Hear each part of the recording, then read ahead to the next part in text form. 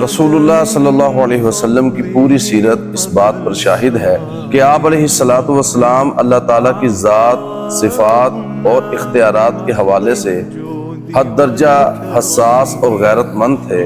आप सल्लल्लाहु अलैहि वसल्लम अल्लाह रब्बुल आलमीन के इख्तियारात और सिफ़ात के हवाले से एक शिरकिया बू वाला हरफ भी सुनना पसंद नहीं करते थे, बल्कि फौरन ही रोक और टोक देते थे।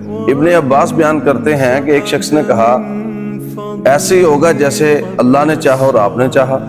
ये वैसा ही जुमला था ना जैसे हमारे माशरे के अंदर लोग बोल जाते हैं, अल्लाह, नबी, वारिस और दीगर इस तरह के जुमले आपको मुआशरे के अंदर सुनने को मिल जाएंगे।